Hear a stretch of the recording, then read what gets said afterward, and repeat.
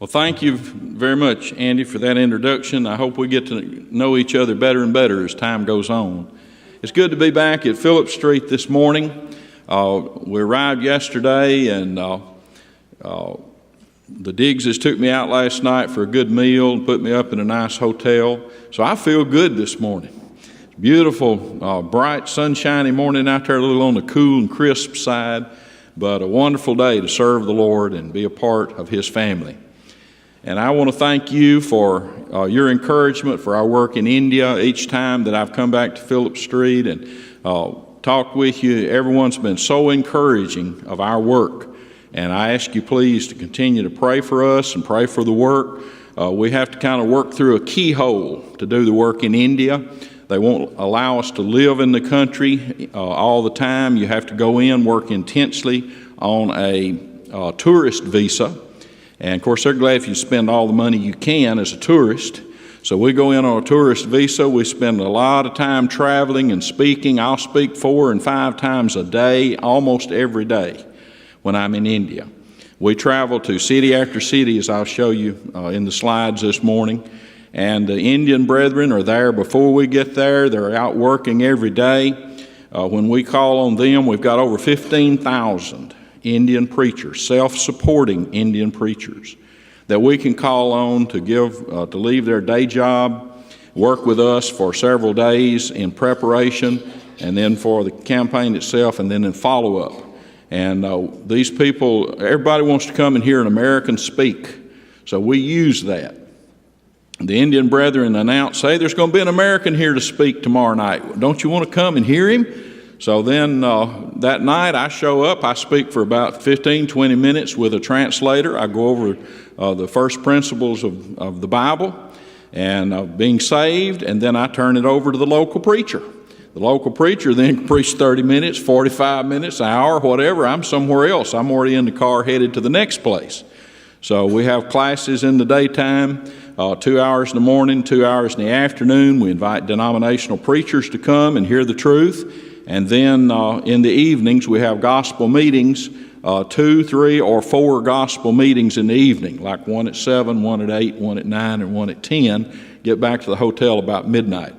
So that's the kind of day we put in campaigning. We stay about 3 days in a place, and then we shift, as they say in India, to another location.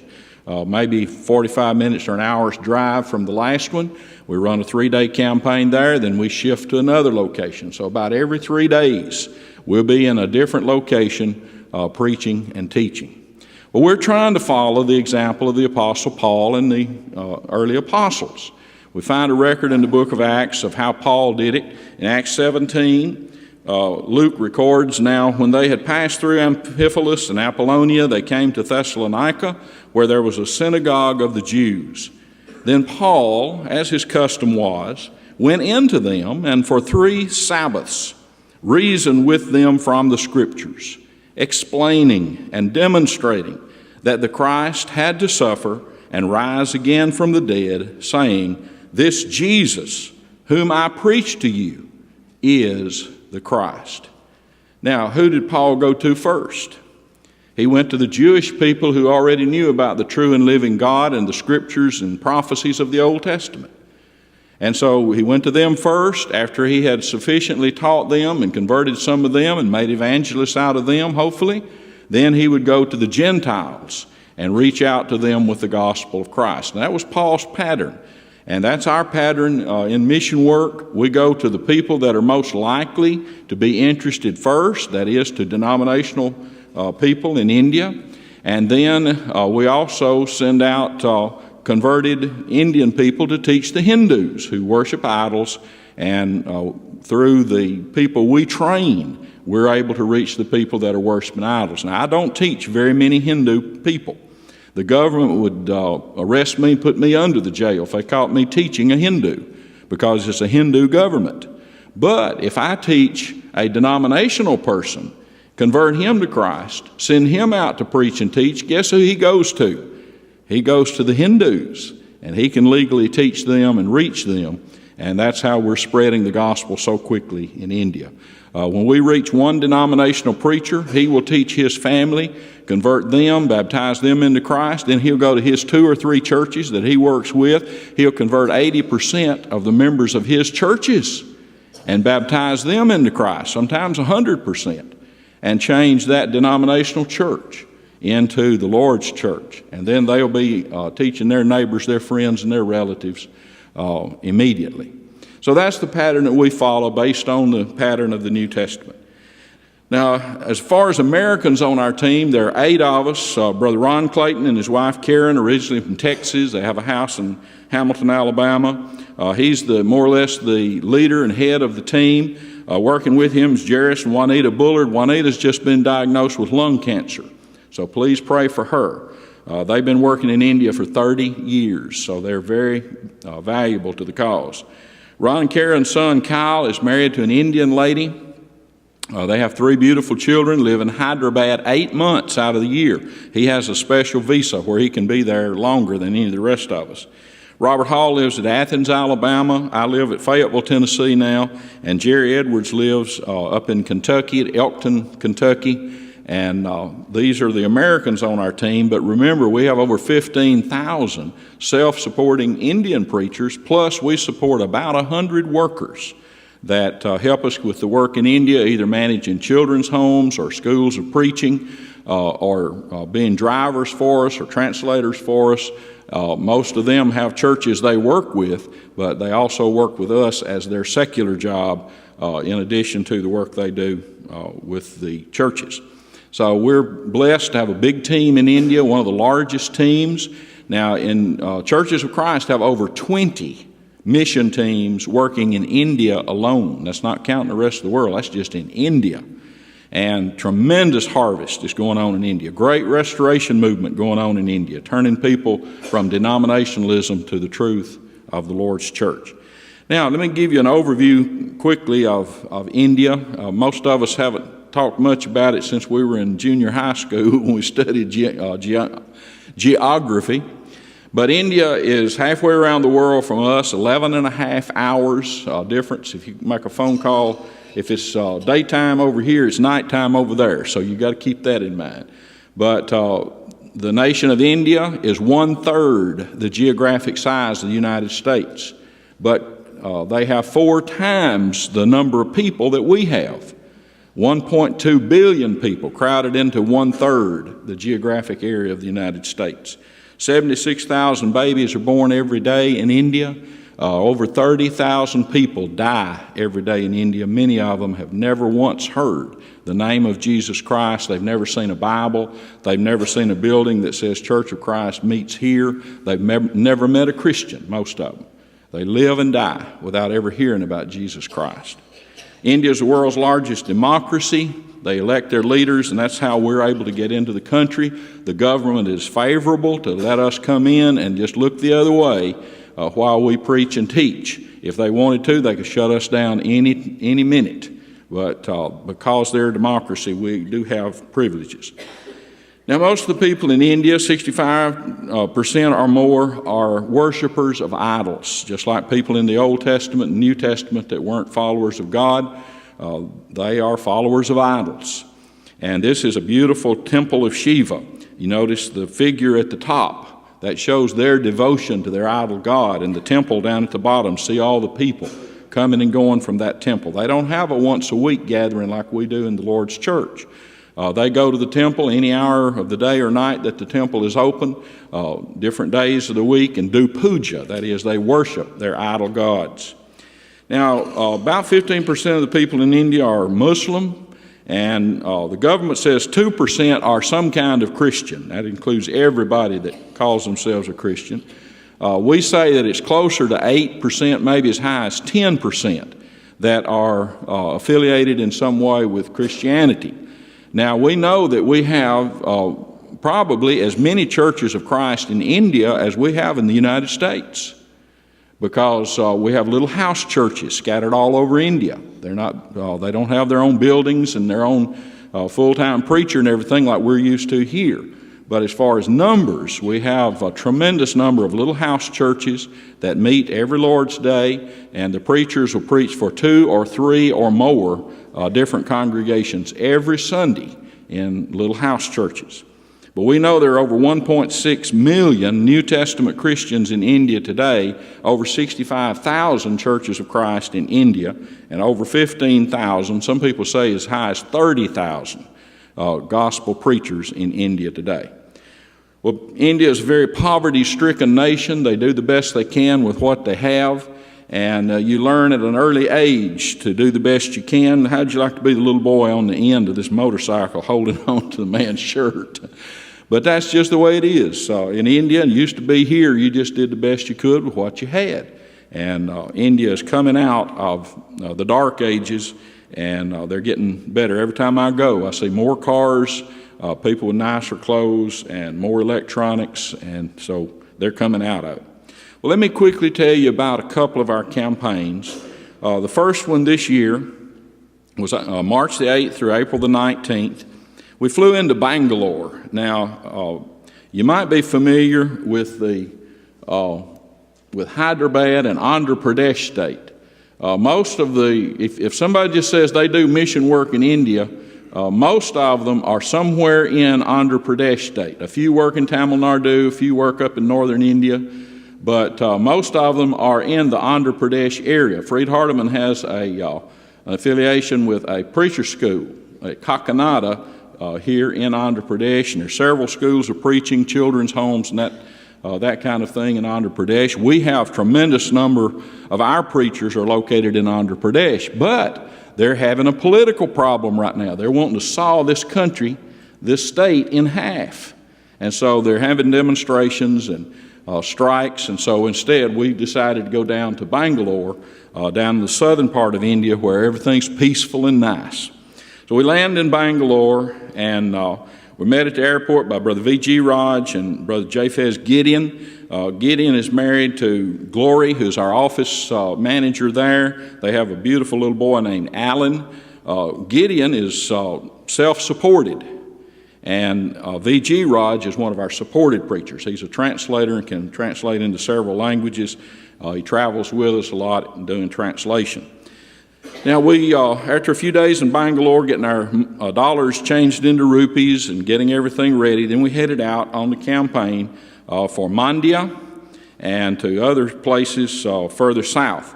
Now, the denominational preachers in India have been taught how to do paperwork for their denomination. They've been taught very little Bible. When our preachers, a lot of them were denominational preachers, they still know a lot of these denominational preachers. And when we're coming to town and we're going to have Bible classes, they invite their denominational preacher friends to the Bible classes. And so we're able to have a 2-hour class in the morning, a 2-hour class in the afternoon each day to teach our preachers, go back over first principles with them, and at the same time expose denominational preachers to the truth. And so a lot of times they invite us into their buildings. Now, this set of classes was held in a Seventh-day Adventist building. When have you heard of that in the States or any other country lately? But we had our classes there, and I had real good response. Had several baptized out of this small group. Now, this is one of the smaller classes that I had on the trip. But we had a good number of baptisms from these men, and if they are supported by a denomination, they'll lose their support, their house to live in, their motorcycle that they do visitation, they'll lose their insurance, and they'll lose their retirement. All of it stops when they obey the gospel. Others are self-supporting, just like a lot of our preachers are self-supporting, and so all they have to do is go back and tell their congregation, look, I've been baptized the way the Bible teaches. I want to tell you how to become Christian just like the New Testament teaches. And so they go back home and teach their congregations the truth. So it's very exciting to have all these denominational preachers to come and hear the gospel. At night we go into homes. This is typical of a home in Mandya where the people normally sit on the floor. Most of the people in India sleep on the floor, folks. Now, you talk about poverty. We don't know what poverty is in this country. We think poverty is when you have a black and white TV instead of a color TV and an old jalopy instead of a nice car. In India, they would love to have a car. They don't even have furniture in their house compared to what we're used to. They're very, very poor.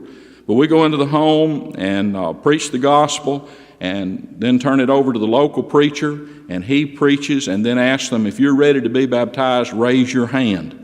And invariably, we'll have 2 or 3 baptisms almost in every family that we go to. We finally arrived in Mysore, which is called the City of Palaces. You've heard of a Maharaja, means King of Kings. Well, this used to be the capital city of this area. And the Maharaja's palace is still there, one of the largest in India. I've toured it twice. My wife was with me on one of those tours. It is magnificent, and it's there to be seen. It's turned into a museum now. The Maharaja just has a small apartment, he and his family. The rest of it's a museum, but it is magnificent. Now, in India, you'll see a lot of ornate Hindu temples. And the top of them is just decorated with all the idol gods, and their carvings on the outside of the temple, beautiful painted figures. That's to draw the idol worshipers into the temple. Many of them do not read and write. And so the way to advertise your temple is with all of these worldly things, the carvings and the statues. And you see that all over India. We were meeting in a denominational building, the Church of South India, CSI Wesley Guild Hall. It's where we had our classes. Had a good crowd, had good responses. Now, these men have just bowed their heads for prayers. I snapped the picture. I started to get a different picture, and I thought, no, I'm going to leave that picture in there because it does show how prayerful the people of India are. Again, we had classes in homes. Now, there's a bed. You don't see, not every home will have beds in it. Beds are usually for us old geezers that have trouble getting up and down onto the floor. I'm 62, but I don't like getting down on that floor and getting up again. And so some of the homes in India do have beds.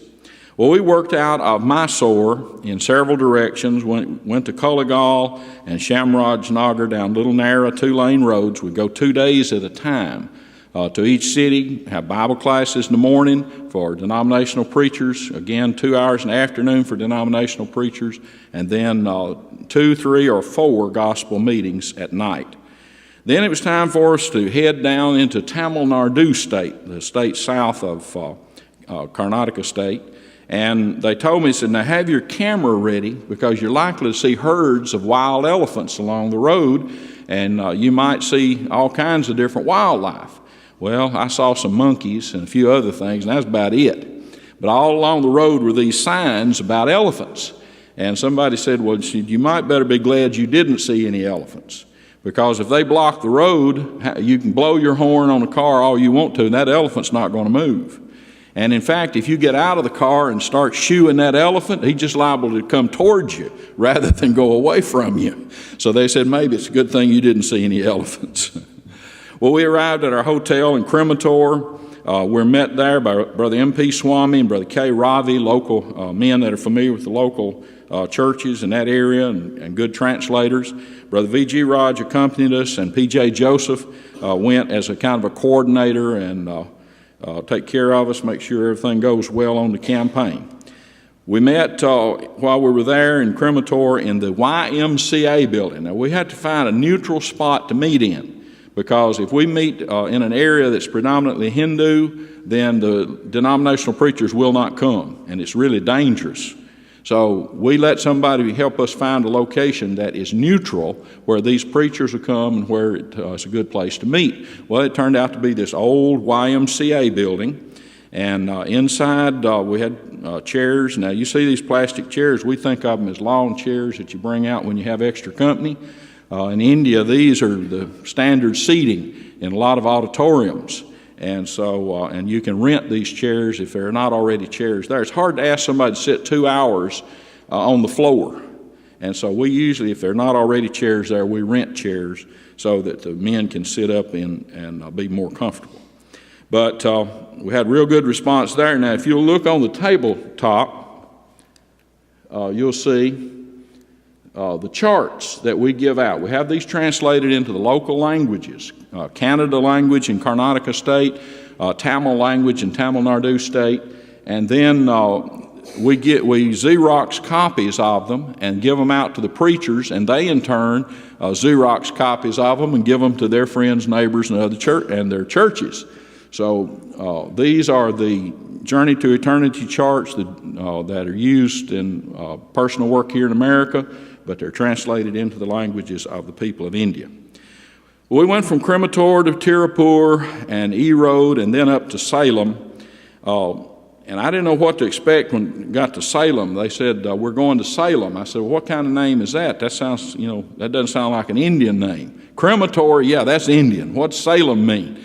Well, we got to Salem and I found out it was a great big city, very modern, and we had a good place to stay there, good food to eat. We have to be careful as Americans traveling in India. We need to stay in a hotel that has good security, because if you don't, you wake up the next morning and all your stuff's gone out of your room with you asleep in it. That's happened to me. And then you have to be careful what food you eat. If you eat food that hasn't been refrigerated and is contaminated with any kind of bacteria, you eat it today and you're sick for 3 or 4 days. So we try to be careful where we stay and where we eat. And Salem was a nice place to stay. We also had our classes in the City Harvest Christian Center. We had Friday classes, and then Saturday classes, and then Sunday morning we had our worship services here in Salem in this building. Can you pick me out of the crowd? Well, we then boarded the train to go from Salem to Chittoor. Now, Chittoor is just up in the edge of Andhra Pradesh state, and we have a choice to make. We can ride in a car and get shook and bumped and stopped and started for 4 or 5 hours in that car. It's like being in a boxing match and getting beat up, riding in a car 3 or 4 hours. Plus, if you take a motel room, it's only like $18 for a nice hotel room at night. But if you can go on the train, you board the train at 11, you sleep on the train, and the train rocks you to sleep gently as you go on your way. You wake up the next morning at 8 or 9 o'clock, and you're at your destination. You get down off the train, you check into your hotel, shave and shower, and get ready for the day, and it's much more pleasant. So we rode the train whenever we could. Rode the train up to Chittoor, sent a group down to Vellore to do the work while we were in Chittoor, and then we had our classes in the Good Shepherd CSI denominational church building in this location. And the people there are very receptive. This man here was their senior pastor until about 2 years ago, and he was converted to Christ, baptized into Christ, and now he has 2 little churches meeting there in the city, but he's still on good terms with his former denominational pastorate and the bishop. By the way, the bishop there's a lady, her name's Beulah, and Beulah came to a lot of our classes. So we have high hopes of converting at least the members, a lot of the members of his former church, and he is just on fire, folks. His name is Wedham, unusual name.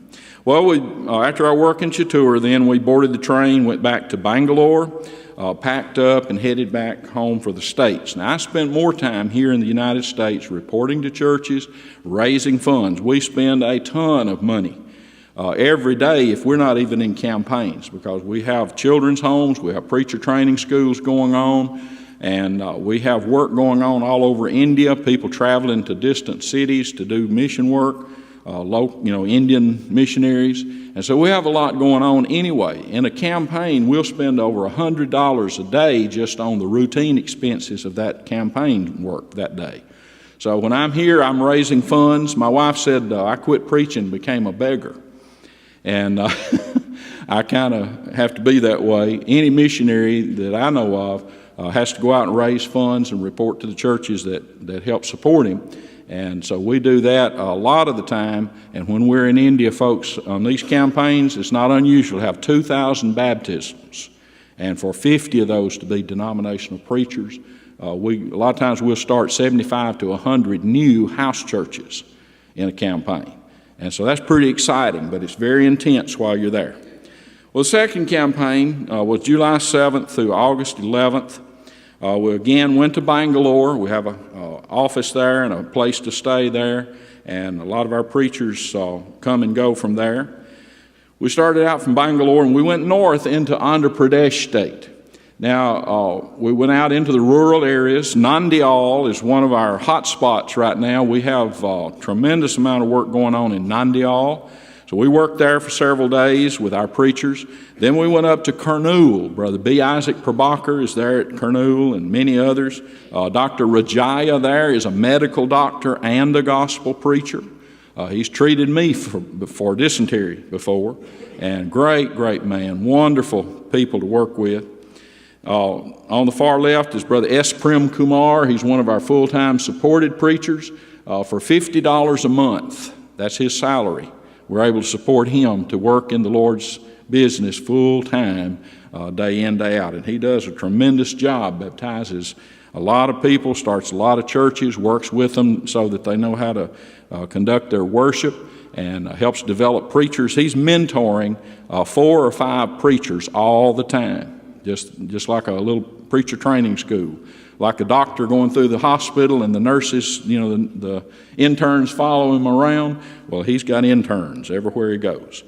We went into Hyderabad and spent the night. One night we kind of dodged the demonstrations and went to the airport the next morning and flew out for what used to be called Bombay. Now, if you get confused over the name of these cities, they've changed the names of a lot of them back to the old Indian pronunciation. Like you've heard of Calcutta. Well, it's not Calcutta anymore, it's Kolkata. And Bombay is Mumbai, and Bangalore is Bangalore. So a lot of names have changed. Now, when we fly up to Bombay, it's in Maharashtra state. We have over 5,000 congregations there, over 112,000 New Testament Christians, just like you and me, in the state that Bombay is the capital of. We have many churches in Bombay, many churches next door in Pune, and then after working in each of those big cities for several days, we flew back down to Chennai. And I want to hurry through real quick telling you some interesting things about Chennai.